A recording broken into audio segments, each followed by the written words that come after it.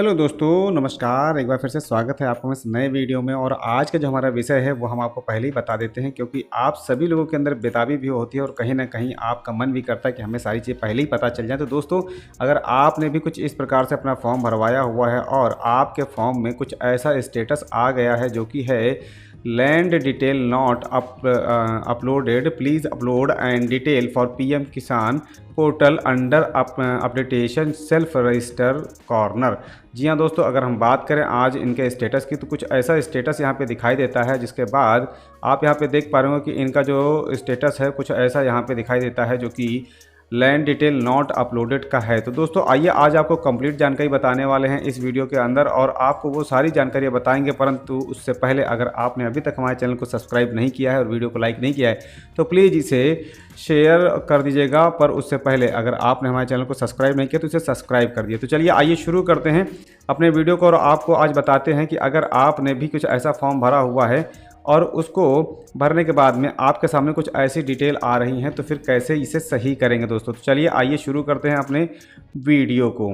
तो दोस्तों, जब भी आप अपने पीएम किसान सम्मान निधि के फॉर्म को भरते हैं और फॉर्म भरने के बाद में आप उसे जब चेक करते हैं, तो चेक करने के बाद आपको बहुत सारी चीज़ें ऐसी दिखाई देती हैं जो आपको कहीं ना कहीं पहले मैं बता चुका हूँ। तो अब बात आती है कि अगर आपका फॉर्म यहाँ पे कुछ ऐसा रिजेक्शन में आ चुका है तो उसे आप सही कैसे करेंगे दोस्तों। तो उसको सही करने का बहुत ही सरल और आसान तरीका है, जो कि आपको यहाँ पर भी बताया गया है कि अगर आपका ऐसा फॉर्म आ चुका है और आप उसे सही करना चाहते हो, तो देखिए यहाँ पे लिख के आ रहा है कि आप यहाँ पे सही कर सकते हैं। पीएम किसान सम्मान निधि के इस पोर्टल पर जाकर के आप इसे सही कर देंगे। देखिए यहाँ पे लिखा हुआ है कि यहाँ पे है portal under updation self register corner. जी हाँ दोस्तों, यहाँ पे बताया जा रहा है कि आप जहाँ पे लिखा होता है कि सेल्फ रजिस्टर कॉर्नर पे जाकर उसे सही कर सकते हो। तो आइए लेके चलते हैं आपको पीएम किसान सम्मान निधि की वेबसाइट पर, और इस वेबसाइट पर आप देखेंगे कि यहाँ पर लिखा हुआ है updation of self register farmer. जी हाँ दोस्तों, आप यहाँ पे देख पा रहे होंगे इस वाले ऑप्शन पे आपको आ करके इसे अपडेट करना होगा। पर उसको अपडेट करने से पहले आपको कहाँ पे जाना होगा ये भी आपको बताते चलें, क्योंकि आप जब तक इस बात को बहुत अच्छी तरीके से समझ नहीं लेंगे तब तक क्या होगा कि आप इसे बहुत अच्छी तरीके से कर ही नहीं पाएंगे। और यहाँ पर जब आप आ जाते हैं ऑफिशियल वेबसाइट पर, जो कि है आपकी पीएम किसान सम्मान निधि की ये वाली वेबसाइट, और यहाँ पर आने के बाद में जब आप फार्मर कॉर्नर में आ जाते हैं, तो फार्मर कॉर्नर में आने के बाद में आपको इस वाले अपडेटेशन के ऑप्शन में जाना होता है। और यहाँ पर जाने के बाद में, यहाँ दोस्तों मैं बार बार बता रहा हूँ आपको, यहाँ पर जाने के बाद में क्या करना होगा कंप्लीट आपको बताएंगे। पर उससे पहले अगर आपने हमारे चैनल को सब्सक्राइब नहीं किया तो प्लीज़ इसे सब्सक्राइब कर दिएगा, बेल के आइकन को बजाना मत भूलिएगा, और जब वीडियो आपको अच्छा लगे तो इसे लाइक करके शेयर भी कर दिएगा। तो चलिए शुरू करते हैं और आपको लेकर चलते हैं। सबसे पहले चलना होगा यहाँ पर अपडेटेशन ऑफ सेल्फ रजिस्टर्ड वाले कॉलम में। देखिए, क्योंकि आपको बता दें ये जो यहाँ पर है, यहाँ पर आपकी जो ज़मीन है वो उसका कागज़ यहाँ पे उपलब्ध नहीं है। जबकि आपको बताते चले यहाँ पर आपने हो सकता है अपलोड किया हो, पर यहाँ पर कोई भी डॉक्यूमेंट या तो ब्लर होगा या फिर सही नहीं दिखाई दे रहा होगा, या फिर हो सकता है यहाँ पे अपलोड जो डॉक्यूमेंट हो वो आपके खतौनी जैसा ना लग रहा हो, जिसकी वजह से आपका यहाँ पे फॉर्म रिजेक्ट कर दिया गया है। और रिजेक्शन में आने के बाद में आपको फिर से बोला गया है कि आप इसे फिर से अपलोड करें। जी हाँ दोस्तों, जब भी आपका फॉर्म यहाँ पे रिजेक्ट हो जाता है तो आपको दोबारा से खतौनी को यहाँ पे अपलोड करना होता है। तो चलिए आपको बताते हैं इस वाली वेबसाइट पे आने के बाद में यहाँ पर क्या करना होता है। आपको अपना आधार नंबर डाल देना होता है। देखिए, मैं आपको लाइव करके बताने वाला हूँ। जैसे ही आप यहाँ पे अपना आधार नंबर डालते हैं तो आपको क्या करना होगा कि आपके सामने काफ़ी चीज़ें आ जाएंगी। तो दोस्तों हम इसे फटाफट कर लेते हैं लॉगिन। तो दोस्तों देखिए, हमने यहाँ पे कर लिया है लॉगिन, और लॉगिन करने से पहले मतलब यहाँ पे आपको आधार नंबर डालना होता है। फिर आपको जैसे आधार नंबर और कैप्चा कोड डालकर सर्च करते हैं, जो कि आपको हमने पहले दिखाया, और उसके बाद में आपको यहाँ पे आपको जो रजिस्टर्ड मोबाइल नंबर होता है जो कि आपने पीएम किसान सम्मान निधि पे भरा हुआ होता है वो भी आपको यहाँ पे दिखाई देता है। अब क्या करेंगे, आपको यहाँ पे आ जाना होता है गेट मोबाइल OTP पर जाकर के क्लिक कर देना होता है। आपको बताते चले आप यहाँ पर अपना मोबाइल नंबर चाहें तो चेंज भी कर सकते हैं दोस्तों। तो फिलहाल के देखिए हमने यहाँ पे गलती कर दी, हमें यहाँ पे डालना चाहिए था अपना कैप्चा कोड, जो कि हम अभी यहाँ पे डाल देते हैं आपके सामने। देखिए दोस्तों, हम आपको हर वो चीज़ अच्छी से अच्छी, बेहतर से बेहतर ला करके बताने का पूरा प्रयास करते हैं। अगर अभी भी आपको लगता है कि चैनल को सब्सक्राइब नहीं करना चाहिए तो एज यू विश, बट मेरे हिसाब से आपके यूट्यूब में हमारा चैनल जरूर सब्सक्राइब होना चाहिए। तो आप क्या करेंगे, गेट OTP पे जाके क्लिक कर देंगे। जैसे ही इसे OTP क्लिक करते हैं तो देखते हैं दोस्तों कि आपके सामने कुछ ऐसा इंटरफेस आता है, और ये जो OTP है उस नंबर पर जाता है जो यहाँ पर देखिए OTP आ चुका है, जो यहाँ पे आपने दर्ज किया हुआ होता है। आप चाहें तो इसे चेंज भी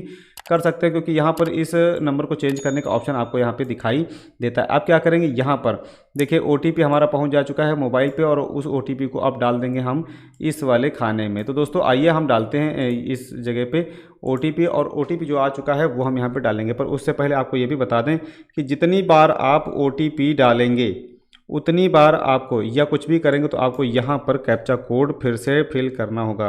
अगर फिल नहीं करेंगे तो फिर आपका फॉर्म आगे नहीं बढ़ पाएगा, जिसके बाद में ये दिक्कत हो सकती है दोस्तों। तो यहाँ पे हमारा जो कैप्चा ये हमारा जो आ गया है OTP, यहाँ पे हम पहले डाल देते हैं। ये हमने OTP डाल दिया है, और OTP डालने के बाद में जैसे यहाँ पे कैप्चा कोड हम डालेंगे, और कैप्चा कोड डालने के बाद में इसे हम कर देंगे गेट मोबाइल OTP पे क्लिक। जैसे ही क्लिक करते हैं तो आपके सामने कुछ ऐसा इंटरफेस आ जाता है। दोस्तों देखिए यहाँ पर क्या क्या आपको दिखाई देता है वो सारी चीज़ें आपको बताएंगे, पर आपको कुछ चीज़ें ऐसी होंगी जो हम आपको नहीं दिखा पाएंगे, क्योंकि सुरक्षा की दृष्टि से ये सारी चीज़ें दिखाना कहीं ना कहीं आप भी जानते हैं किसी के लिहाज से सही नहीं होता। आपको यहाँ पर बता दें, आपके यहाँ पे पर्सनल डिटेल्स होती है।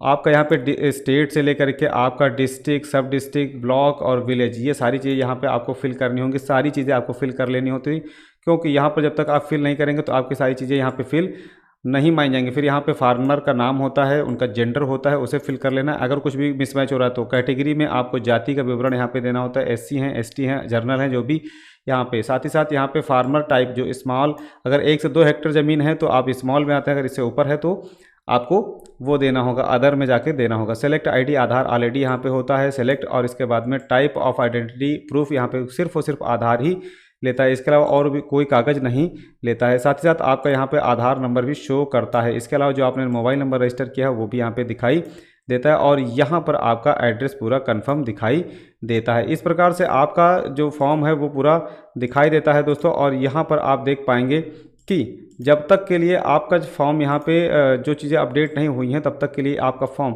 आगे नहीं बढ़ेगा। अब क्या करेंगे, थोड़ा सा और आपको आगे दिखाते हैं कि यहाँ पर देखेंगे आपका पिन कोड होता है, और यहाँ पे आपका फादर का नाम होता है। साथ साथ यहाँ पे लैंड रजिस्ट्रेशन ID भी आपको देनी होती है। अब बात आती है लैंड रजिस्ट्रेशन ID होती क्या है, ये भी आपको बताते चलें।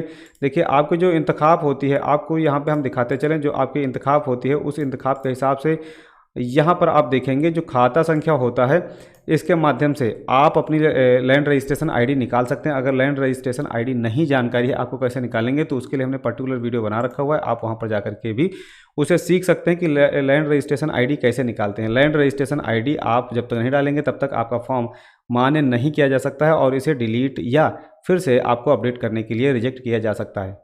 तो दोस्तों फिर से हम यहाँ पे आ जाते हैं अपने उस पेज पे जहाँ पे आपको हम बता रहे थे कि आपको और क्या क्या करना होगा। दोस्तों यहाँ पे जो बेसिक चीज़ है वो आपकी ज़मीन से रिलेटेड है, क्योंकि आपके इस फॉर्म में आप देख रहे थे कि यहाँ पर आपको ज़मीन के बाबत में ही बताया गया है कि आपके जो लैंड डॉक्यूमेंट्स हैं वो यहाँ पे नहीं है, और वो सारी चीज़ें आपको चाहिए होती हैं, इसीलिए आपके फॉर्म को यहाँ पे रिजेक्ट किया गया था। तो अब क्या करना है दोस्तों, अब आपको बताते चले कि उसके लिए आपको फिर से अपने पेज पे आना होता है जहाँ पे ये सारी चीज़ें पड़ी हुई हैं, और यहाँ पर आपको क्या करना है, ओनरशिप के बारे में आपको यहाँ पे ज्वाइंट अगर खाता है तो ज्वाइंट लिखना है, मतलब 1 से ज़्यादा अगर लोग हैं खतौनी में तो उससे ज़्यादा तर आपको ज्वाइंट ही लिखना है, और अगर सिंगल पर्सन है तो वहाँ पे आपको सिंगल लिखना है। इसके अलावा आपको इस डिटेल को, जो कि अधूरी डिटेल आप में भी ऐसी होगी, उसको कैसे भर लेना है।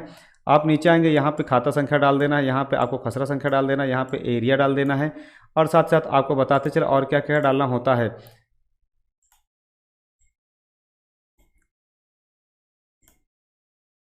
फिर उसके बाद में आपकी जो ज़मीन है वो कब ट्रांसफ़र हुई है, 2019 से पहले या 2019 के बाद में। इसके अलावा आपकी जो लैंड ट्रांसफ़र हुई है वो किस बाबत में कैसे हुई है, क्योंकि आप जैसे यहाँ पे क्लिक करेंगे तो आपके सामने देखिए death of husband, death of father, इसके विरासत, आपने ज़मीन खरीदी है, गिफ्ट मिली है, या फिर आपको अलॉटमेंट हुआ है, कुछ इस प्रकार से। अगर इनमें से कोई भी आपका होता है ऑप्शन तो आप यहाँ पर जा करके इसे भी चुन सकते हैं। इसके अलावा आपका यहाँ पे लैंड डेट वेस्टिंग, मतलब कब आपको ज़मीन मिली हुई है।